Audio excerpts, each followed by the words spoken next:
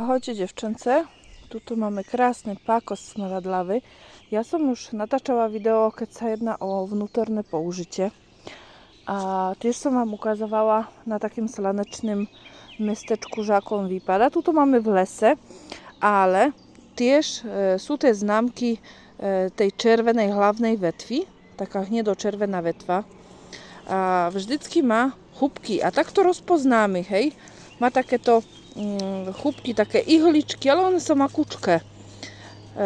Čo je dôležité, keď sa jedná o pákos smradlavý, ako sa názov hovorí, keď ho rozotrete v ruke, tak cítite intenzívnu vôňu. Intenzívna vôňa to je. A dneska chcem vám povedať niečo, ešte možno zaostrím na kvetky, že by ste vedeli, ako kvetky vypadajú. Toto zrovna ešte len ide do kvetu, tak tých kvetkov tuto není veľa. Tak to krásne vypadá.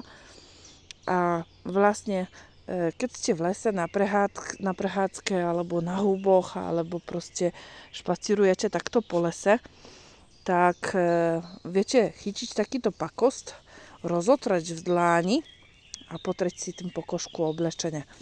A veľmi je dobrý na to, že by odpudzoval komáre a pijaky. Nemajú radi to vôňu, hej? Vychybujú sa tej voni, takže rozotreme a potreme si pokožku, potreme si oblečenie, môžeme si kúsok zo sebu zabrať do vrecka, hej, a takto sa ochránime pred pijakami, pred komármi. A čo ešte chcem vám povedať, tak z toho je výborný repelent. A ja keď takto bieham po horách, po lesách, po lúkoch, tak ja proste bez replentu neidem von, pretože môžeme chytiť nejaké infekčné ochorenia, boleriózu, potom dlho sa viedzia hojiť tieto vlastne štípaňce a takáto tinktúra vlastne z pakostu smradlavého tiež dobre hojí.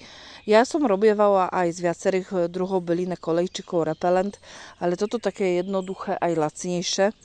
A keby ste chceli, tak takýto repelent viete si kúpiť, je to malá flaštička 50 ml. Ale je to akože perfektná bylinka, aj keď nájdete v prírode, čo nie je ťažké identifikovať, tak viete si pomôcť, hej.